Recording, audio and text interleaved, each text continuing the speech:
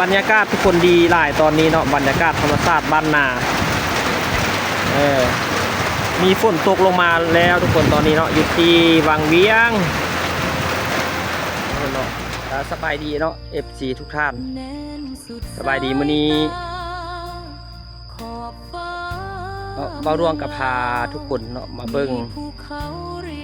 การปักดำนาหลังจากคลิปที่ผ่านมาเนาะครับเป็นการคาดไถหรือว่าเตรียมพื้นที่เตรียมพื้นที่ปักดำก็คือการคาดแต่ว่ามื้อนี้เนาะมื้อนี้ละกาถือว่าได้มาเก็บภาพบรรยากาศเนาะพระเจ้าปักดำทุกคนก็ถือว่าเป็นการลงแขกสามัคคีช่วยเหลือกัน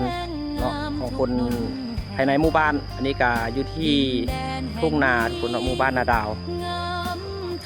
เมืองวังเวียงประเทศลาวทุกคนว่ากาทุ่งนี้ก็น่าจะยังประมาณว่าเจ้านี้ทุกคนเนาะว่าบ่มีน้ำใส่บริเวณนี้แห้ง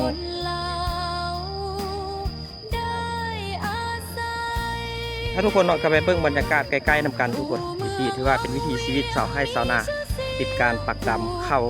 นาปีทุกคนเนาะไปเบิ่งใกล้ๆนำกันทุกคนเนาะไปเบิ่งบรรยากาศใกล้ๆนำกันวันนี้ก็บ่ฮู้ว่ามีจักคนเขาเจ้ามาบางคนก็มาเฮ้าแหงมาต้อมแหงทุกคนเนาะ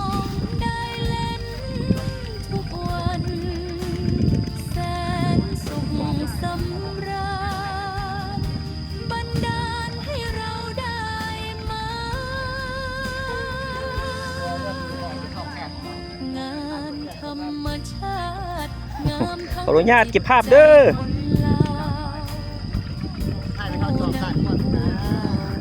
มือหน้าก่อนแม่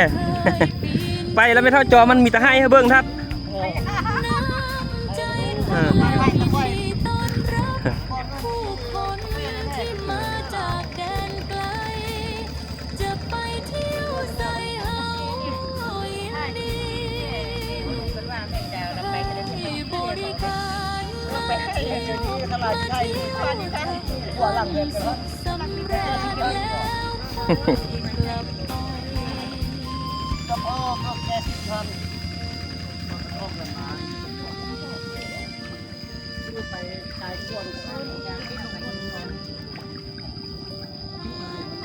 อยู่นี้แท้ได้พูละเม็ดปลาย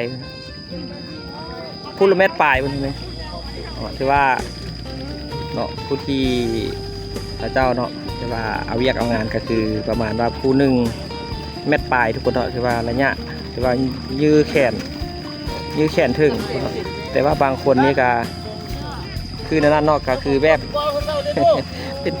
เป็นตะออกแล้วเมื่อกี้นี่4 คนแต่ว่าเมื่อกี้ข้าเจ้าจะทวงว่า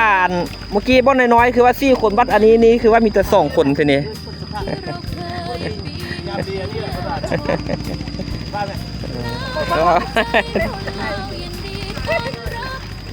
อันนี้ก็จะเห็นแบบนี้ทุกคนเนาะที่ว่าหลังจากคาดแล้วแล้วก็จะเอาก้ามาเกี่ยมไว้แบบนี้เนาะถ้าว่าบูยายไว้ก็คือว่าจะบุทันทุกคนเนาะจะบุทันเนาะจะบุทันเอาเนาะอันนี้ก็จะกุกจะเล่าเพื่อนจะกุกจะเล่าพาเอสพาทำหุ่นโบ้กวงๆเลยสมผู้เยอะเลยอันนี้เนาะว่าดำกาเนาะกาประมาณว่า2 เมตรเนาะเกือบ2 เมตรเนาะกวงเนาะนาแต่ว่าบางคนกับทุกคนเนาะกับมันก็มีแบบว่าคนผู้งานก็มีเนาะกับแบบเอาหน้าน้อยประมาณว่า1 เมตรบอกประมาณนี้เนาะ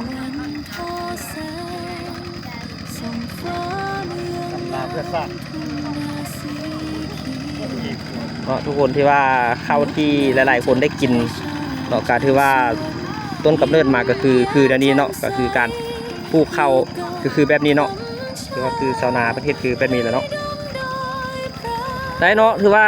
หลายๆบ้านเขาได้กินข้าวย้อนชาวนาเขาได้เนาะคืออันนี้เลยเนาะถือว่าเริ่มจากจุดนี้แหละทุกคนเนาะถือว่าก็จะได้เข้ามาเม็ดนึงโบเวนธรรมดาทุกคนเนาะต้องถือว่าใช้เวลาใช้ความอดทนเนาะปลูกข้าวคือที่เห็นทุกคนจะฝนมือนี้บริณาเพื่อบริณาไม่เป็นน้ำเพื่อเนาะ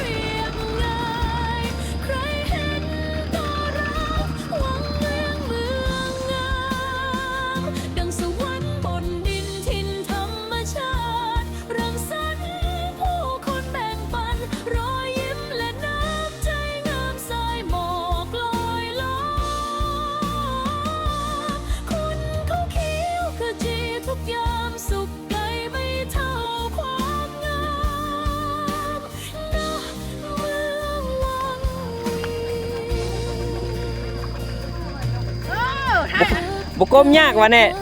มาลูกกว่านั้น บ่ลูกกับบดินจักเถื่อ ฟังเสียงดนตรีจากสายทานผู้คนใจดีมากมีมิตรภาพเจอจานเมืองในฝัน ก็ทุกคนถือว่าเจ้านี้เนาะ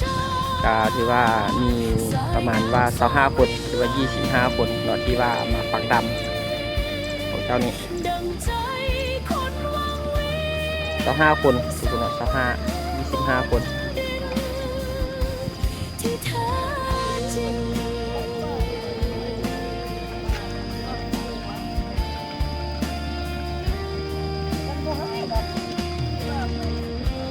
แล้วทุกคนเนาะวันนี้เราก็ไปเบิ่งเจ้าทางหน้าคุณเนาะทุกคนเนาะทางนั้นเนาะก็คือว่ามีหลายคนอีกเจ้าเนาะทุกคนเนาะนั่นนะเจ้าของนาอีกบอลหนึ่งต่างหากทุกคนเนาะไปเบิ่งนำกันทุกคน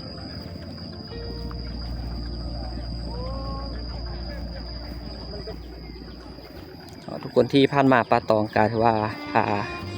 คลิปที่ผ่านมาทุกคนเนาะก็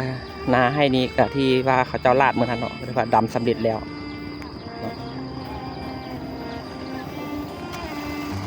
พออยู่ว่าการอ่ะพออยู่ว่า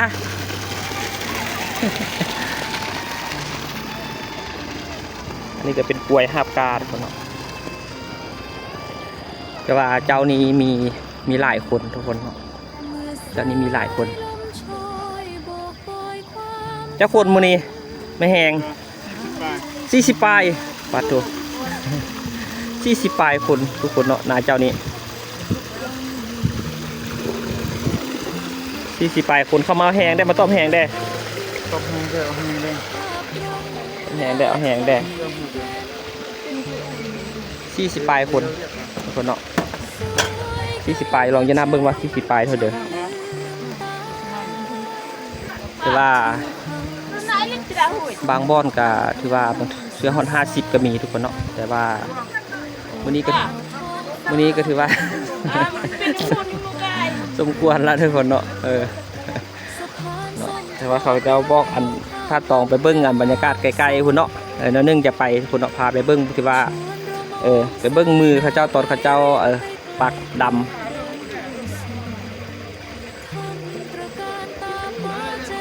อันคือสมัยเมื่อก่อนนี้เนาะก็ถือว่ามีความมุ่นซุ่นเนาะทุกคนจะมีเบ้าสาวมาดำนาไล่ซะมีเบ้ามีสาวมาดำนาไล่คือเมื่อก่อนนี้เนาะดำไปก็คือว่าพากันเล่นตมทุกคนเนาะเบ้าสาวคุมกันลงตมถือว่าการมีการลิ้นตมมั่วซื่นทุกคนเนาะดำนาไปนำถึงจะเมื่อยแต่ก็ถือว่ามีความมั่วซื่นเนาะคือตะกี้คือว่าอะไรเบ้าสาวว่าคงมีเนาะคงมีบางท่านที่เข้ามาเพิ่งที่ว่าการดำนาสมัยเมื่อก่อนนี้ว่าม่วนอะไรเนาะบางคนก็น่าจะหูแต่ว่ามีการลิ้นตมกลุ่มกันลงตมหรือว่าตมเนาะคนตมปะหน้ากันแล้วทุกคนบ่าวดวงก็อย่าพาทุกคนที่ว่าไปเบิ่งบรรยากาศใกล้ๆเนาะเบิ่งการปักดำ40 ปลายคน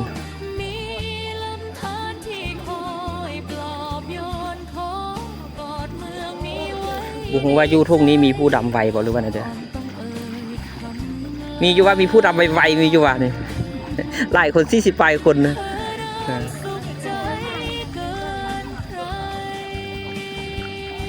ดำไวมึงดูไหม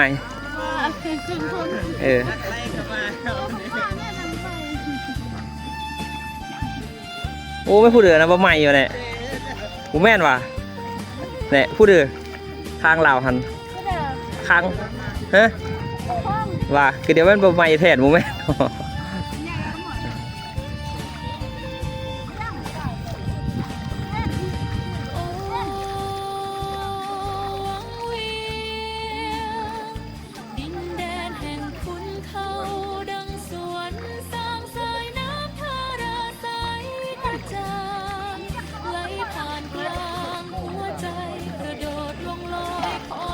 สิ้นที่บนลู่ลาง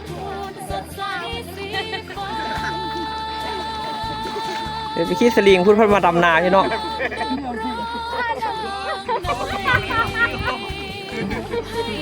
กินข้าวเจ้าอยู่พุ่นแล้วก็ย่าพักเดือนหนึงเลยโอ้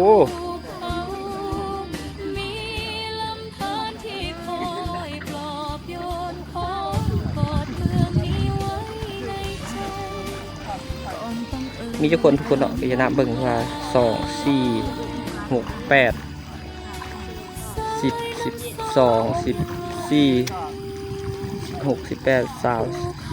22 24 26 28 30 31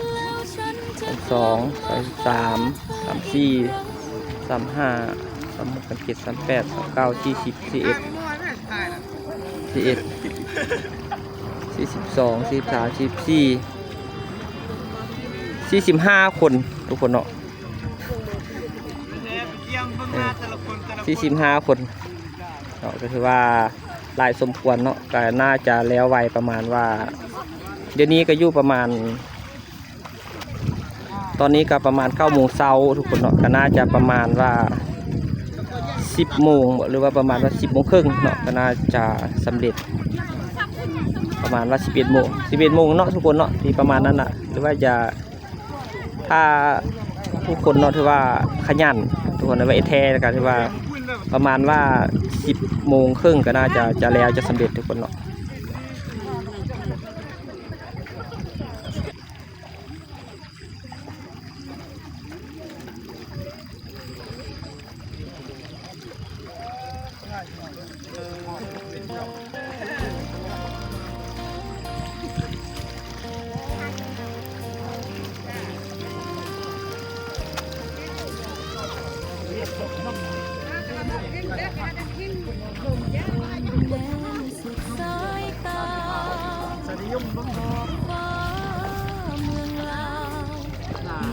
การแม่ก็อมโอ้ 45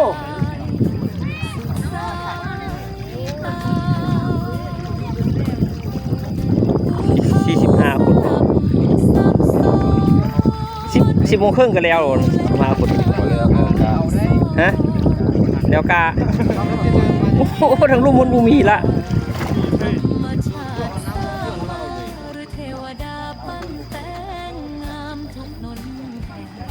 ทุกคนเนาะว่าคนหลายอยู่แต่ว่ากาหมดทุกคนเนาะแต่ว่าปีนี้เข้ากาของเจ้านี้บ่ค่อยออกดีทุกคนว่ากาหมดก่อน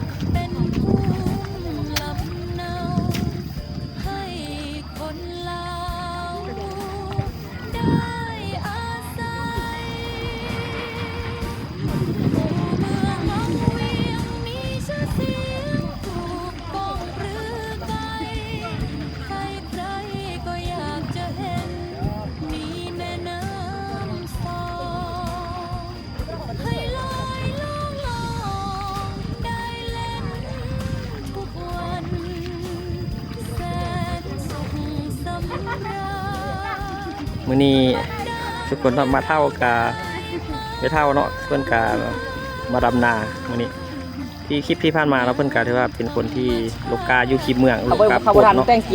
กาอายุเพิ่นกาอยู่ประมาณว่าเท่าใดเพิ่นว่ามื้อคลิปที่ผ่านมาเนาะประมาณว่า80 ปลายปีอยู่อายุเพิ่น80 ปลายปีคือผู้ที่ใส่อันแพรคาดหัวเนี่ยใส่เสื้อสีชมพูนี่เพิ่นว่าเท่า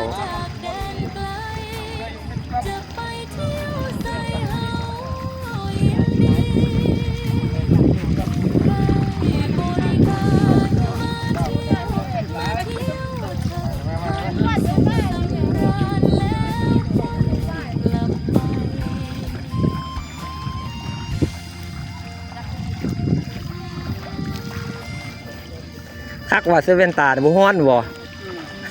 เซเว่นตาดำนาดิบ่ฮ้อนฟ้าปูดบนมือเลย แม่หน้าได้แม่ไปยักเขากล้องว่า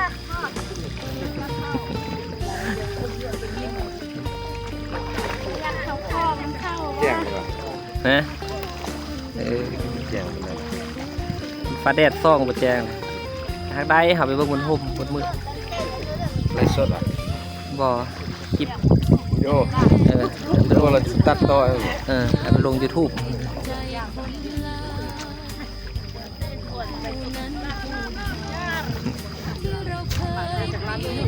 ฮะ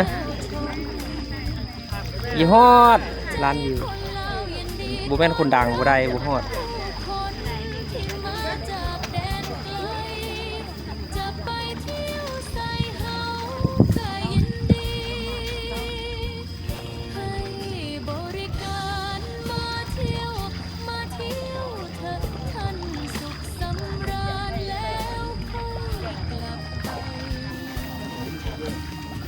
เอ็ดวิธีให้เบิ่งได้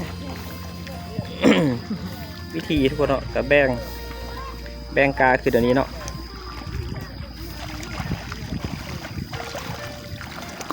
ลงกลางนาพ่อโมไปจี้เส้นหน้าแต่ละคนโอ้ ไปจี้เด้อเนาะ วาดแต่ละคนแต่ละคนโอ้ อย่าไปจี้เสยหน้าแต่ละคนได้เฮาว่ะแห่งหลายคนแห่งอายกล้อง ส่องฟ้าเมืองน้ำทุ่งนาสีเขียวครามงดงามจับใจชาวนาชาวสวนยิ้มแย้มแจ่มใสอยู่กับธรรมชาติ โอ้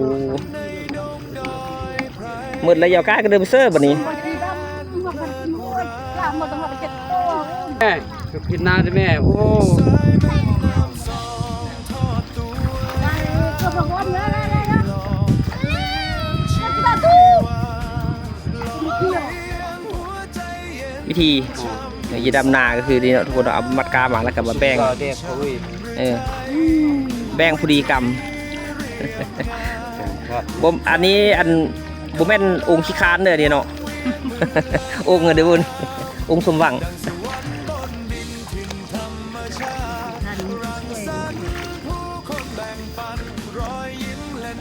เวียดนาม บอกไว้2 ปีแล้ว ตายตาย อู้ลิบพุ่นน่ะมันยืนคืนอยู่ว่ามันลิบทัด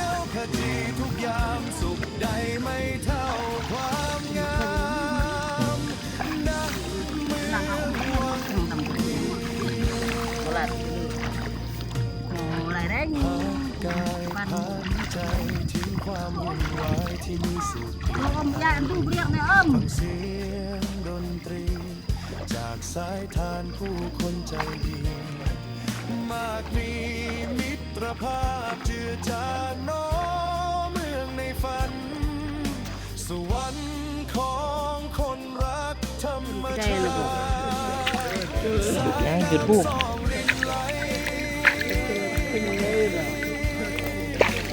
เฮ็ดยูทูบบ่ได้เฮ็ดยูทูบ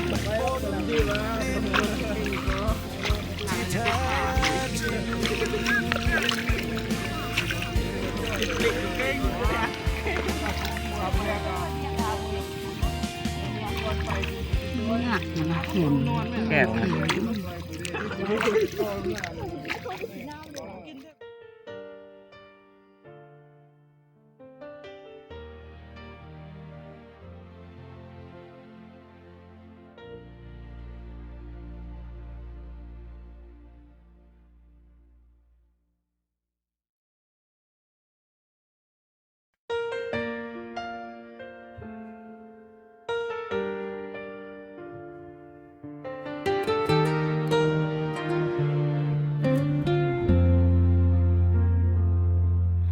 ตะวันทอแส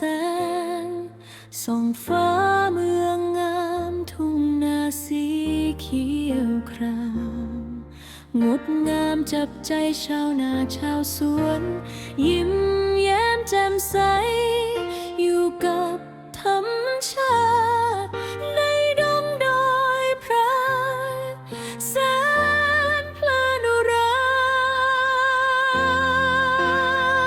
สายแม่น้ำสองทอดตัวยาวไกลหล่อเลี้ยงชีวาหล่อเลี้ยงหัวใจเย็นช่ำสายน้ำชื่นช่ำหรือไทยวิถีเรียบ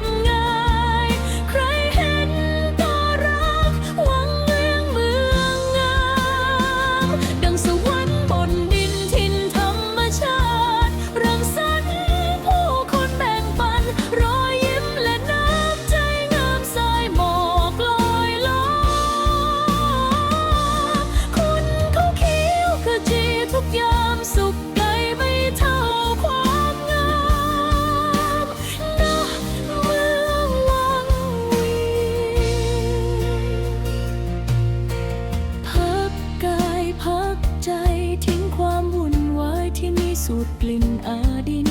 ฟังเสียงดนตรีจากสายทานผู้คนใจดีมากมีมิตรภาพเจอจานเมืองในฝันสวรรค์ของคนรักธรรมชาติสายน้ำสองรินไหล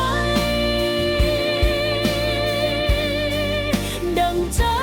คนวังเวียงสวรรค์บนดินที่แท้จริง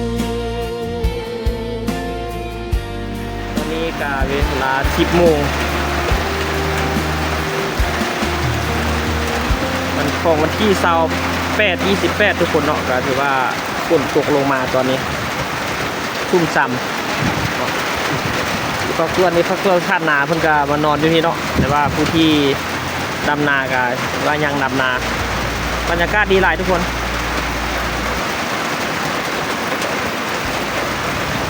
หรือว่าชาวไร่ชาวนาทุกคนเนาะวิถีชีวิตชาวลาวก็คือที่เห็นแบบนี้ทุกคนเนาะว่าอันนี้เพิ่นว่าหลังสู้ฟ้าหน้าสู้ดินหนักเอาเบาสู้ประสันทุกคนเนาะฝนตกกระแข้งเนาะถึงแดดถึงจะแดดก็ได้แข้งถึงจะฝนก็ได้แข้งคือแล้วตอนประมาณว่า9 โมงไปฮะเนาะ9 โมงทุกคนเนาะกับฟ้าแดดทุกคนฮ้อนว่ามาฮอดตอนนี้กับฝนตกแล้วทุกคนเนาะเราอยู่ทางบางเวียงหรือว่าฝนกาห้างหายไปหลายมือทุกคนเนาะไปหลายมือคิดว่าจะแรงแล้วคิดว่าฝนจะบูมาเลยแต่ว่ากายังมาอยู่เนาะว่าธรรมชาติบริเวณนี้ภูผาป่าไม้บริเวณนี้เนาะที่ว่ายังอุดมสมบูรณ์เท่านั้นเนาะก็เลยว่ามีฝนมาให้เนาะก็คือบางเขตบางบ่อนอื่นท่านมาเพิ่นกาที่ว่าขาดน้ำเนาะฝนตกแห้งแรงกับหลายเดือนเนาะก้อนขี้ไผ่กับแตกผงเป็นฝุ่นอยู่ทางภาคใต้ของลาวส่วนทางบางเวียงนี่ก็ที่ว่ายังอุดมสมบูรณ์อยู่ทุกคนเนาะถึงว่าฝนจะบ่มาแต่ก็ยังมีน้ำเมืองยังมีน้ำเมืองใส่อันนี้ก็ลูกหลานเนาะไทยเฮาที่มานำพ่อแม่เนาะมานำพ่อแม่ก็ไปปักดำนาอยู่พุ่นส่วนลูกก็อยู่เถียงนาท่าเถียงนาท่าเนาะมันก็เป็นเถียงนามุงสังกะสีทุกคนเนาะก็ถือว่ามีพอเป็นบ่อนลูกปุ่นให้ลูกหลาน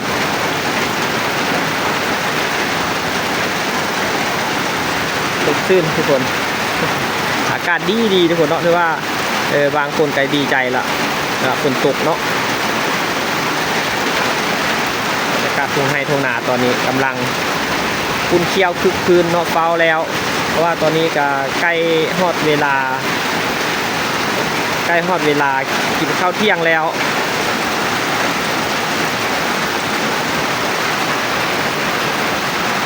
ว่าเบาดวงเนาะเบาดวงกับมาค้างฝนอยู่นี่มาเก็บภาพให้ FC หมู่เพื่อนทุกคนได้เบิ่งได้เห็นเนาะแต่ว่าตอนนี้มาค้างฝนอยู่นี่เบื้องหันนั้นทุกคนเข้าหันก็เป็นเข้าผาซางหรือว่าทำซางแหล่งท่องเที่ยวเนาะที่ทางเข้าลูกนั้นภูเขาช่วงนี้ทุกคนกาเขียวงามทุ่มเขียวงามแต่ว่าฝนตกมาเนาะภูเขาก็เขียวก็งามแต่ว่าตอนนี้นี่บดบังด้วยเป็นเม็ดฝนทุกคนข่าวไปทั่วเนาะแต่ว่าเบื้องนี้เนาะตกหนักหรือว่าเบื้องบ่เห็นฮอดหน่วยภูเลยเบื้องนี้ก็ถือว่ามีหน่วยภูสลับซับซ้อนงามอันนี้ก็ขึ้นไปทางหมู่บ้านผาตั้งขึ้นไปทางหลวงพระบางไปทางนี้ทุกคนเนาะเดี๋ยวนี้ก็คือการปกคลุมเลยหมอกสีขาว